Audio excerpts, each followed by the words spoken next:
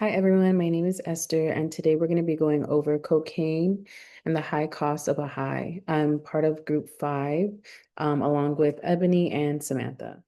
So, what is cocaine? Cocaine is a powerful stimulant made from the cocoa plant, mainly grown in South America. It's usually found as a white powder called cocaine hydrochloride, or it's also known as crack cocaine.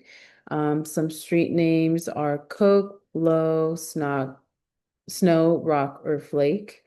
And people usually snort it, smoke it, or inject it for a fast high. And it wears off really quickly, which is a part of what makes this drug so addictive. So, history of cocaine, it was used by Incan tribes for energy or for stamina because they were at high altitudes.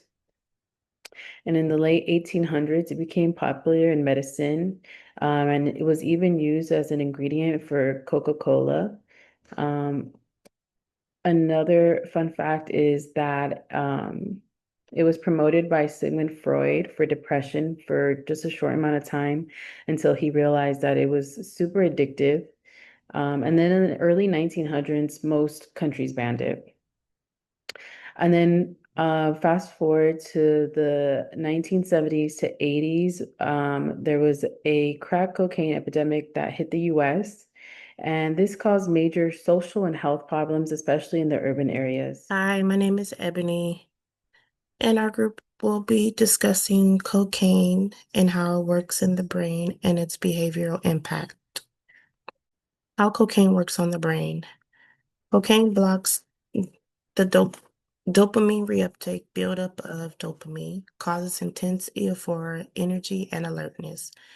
The brain adapts by lowering dopamine production, addiction, long-term effects, paranoia, anxiety, heart, and brain damage. Cocaine floods the brain with dopamine, the chemical that makes us feel pleasure and motivation. Over time, the brain becomes dependent on the excessive dopamine and stops producing normal levels. How cocaine works on the brain. It overstimulates the reward pathway, creates short bursts of pleasure, energy, and confidence. Addiction and behavior impact. Highly addictive. Both cocaine is highly addictive, both psychologically and physically. It can make you crash. It can also make you very tired, cause you to be depressed, and have cravings. The addiction cycle of use is high, crash, craving, repeat. It can destroy relationships, finances, and careers because of the addiction to cocaine. It can come between you and your spouse because your spouse might not like the particular drug or how much you use the drug. It can hurt your finances because you're using all your money basically to feed your addiction. It can cause you to lose your job and your career because of the addiction to cocaine. Hi everyone. So basically, I'm going to be explaining why there so the cost of it and the availability of it. So you can kind of see around the whole state right now, the United States, how much there is use of cocaine in the United States. You can tell that around Texas, um Kansas, you can kind of see New Mexico, Nevada, California, there is a lower use of it. And you can kind of see towards Florida, New York, Tennessee, there is a higher use of it. So there's two different types you can kind of see that which is mostly used a lot in the United States and the different costs and the different types of cocaine. So the powder cocaine is literally like 100 per gram. And the crack cocaine is basically 10 to 20 per rock. and it's basically mostly found in clubs and parties. So you can see that there is such a big difference between the different states in the United States, how much there is use and how much there's less use. But you can kind of also see too how much basically it costs and the different types of it and what is mostly popular of where to find it. It's mostly popular in clubs and parties are mostly in the clubs or outside of the clubs. It could be at a house party, a college party, just different types of it. And mostly the difference of the current use of it and the status of it is that 1.5 million Americans currently use cocaine, unfortunately. And there is a lot of people that have overdosed of it.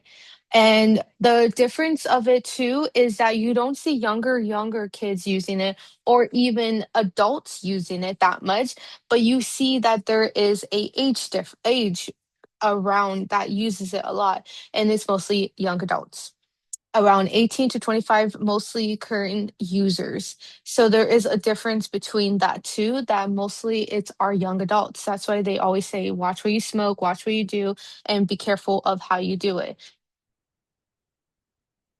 And the difference of it too is that people that who have the addictedness of it or that are addicted to it, there is treatments for it. There is therapy, there is rehab, and there is support groups.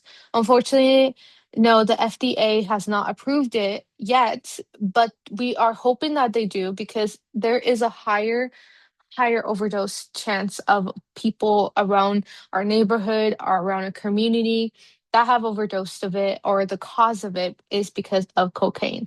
And there's a lot of people that cannot afford rehab or cannot afford therapy or even support group. And that's why there's a lot of younger people that have overdosed and passed away of it. Unfortunately, we need to help our community. We need to share awareness and to our community and share awareness to our loved ones and even to our community that there is a higher chance that we need to support that FDA to support to approve medication and also to approve rehab and support groups because we are losing people around our community every single day and every single moment. In conclusion, cocaine might give a short burst of energy or confidence, but that high is only temporary. The crash that follows, combined with intensive cravings, keeps people trapped in a cycle that affects both the brain and the body. Use doesn't just affect the individual, but it can also harm relationships, finances, and overall social stability. And street cocaine is often cut with dangerous substances, making it even more unpredictable. Current statistics show millions of Americans use cocaine, and overdose rates continue to rise, especially when it's mixed with other drugs.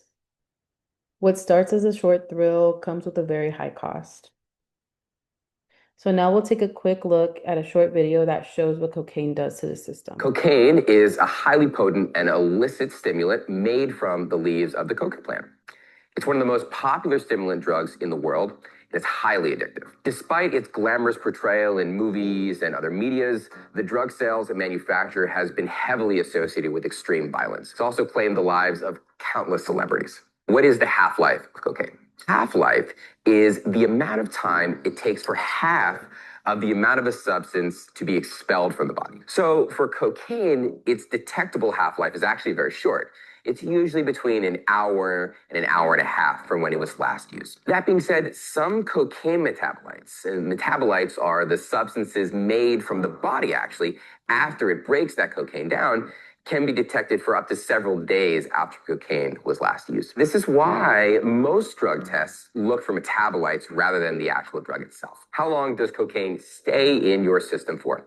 And I'll be honest, this is a question without an easy answer. There are many factors that determine how long cocaine can or will stay in your system. This range from the amount of cocaine a person used, an individual's metabolism, the purity of the cocaine, and more, all determine how long cocaine can stay in a person's system for. Cocaine can be detected in different ways using different types of drug tests. So the first is a blood test.